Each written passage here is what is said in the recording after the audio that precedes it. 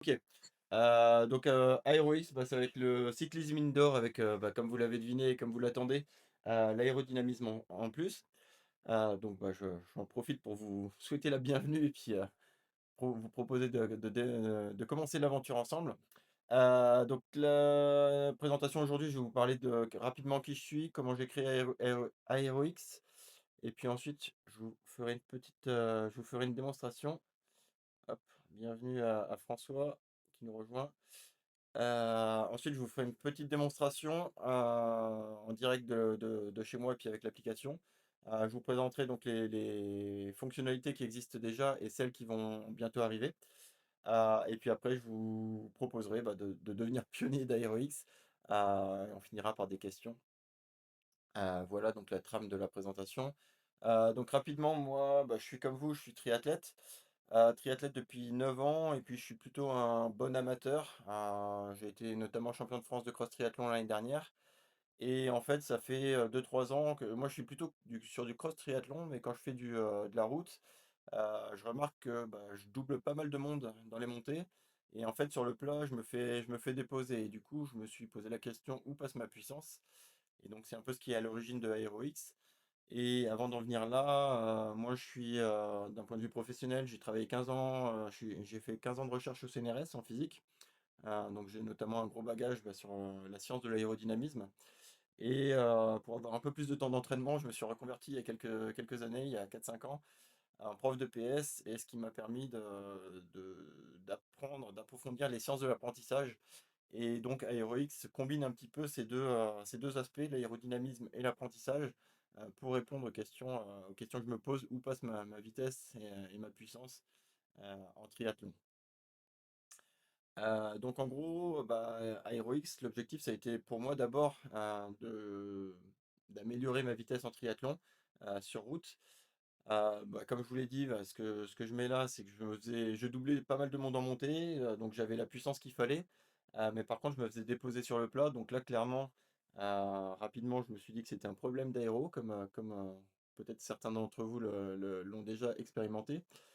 Et après, en fait, je ne sais pas si vous vous entraînez beaucoup sur home trainer. Moi, je m'entraîne pas mal l'hiver sur home trainer. Et en fait, je fais monter ma puissance, ma FTP, mais je suis toujours assis confortablement sur le vélo et en fait, je me mets jamais en position aéro.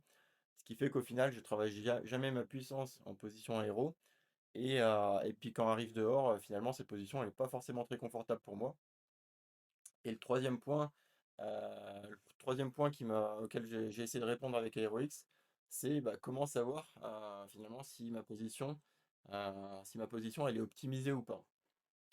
Donc c'est les 3 points auxquels je tente de répondre avec AeroX et avant ça, ce qu'il faut comprendre, ce que vous savez sans doute, c'est que l'aérodynamisme, ça représente, 80 voire 95 des résistances quand on est sur son vélo. Plus on va vite et plus les résistances augmentent et en fait, l'aéro, c'est essentiellement, le corps de l'athlète, le corps du cycliste, qui va limiter, enfin qui va être source de frein. Donc on peut estimer que 70 de la résistance aérodynamique va dépendre du corps du cycliste et de sa position et que le matos, ça va être tout ce qui tourne autour. Mais qu'au final, si on est positionné comme, je suis là sur mon vélo avec un casque aéro, ça va pas changer grand-chose.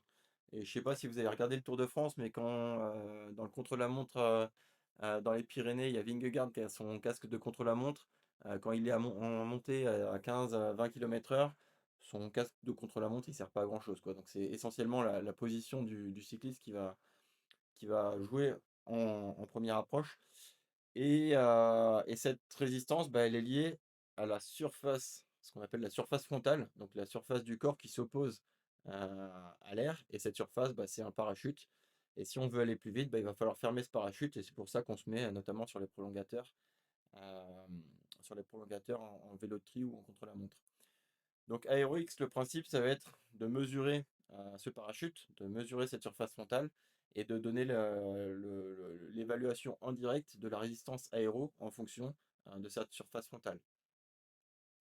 Et donc simplement, il va falloir, AeroX va vous apprendre à optimiser, à le fermer et puis surtout à devenir confortable et peut-être devenir même puissant, dans cette position, donc avec un retour en temps réel, sur, est-ce que je suis bien positionné ou pas? Avec un retour, qu'on va voir dans la démo que je vais vous montrer juste après. Bah, voilà, là donc j'en arrive à la présentation globale.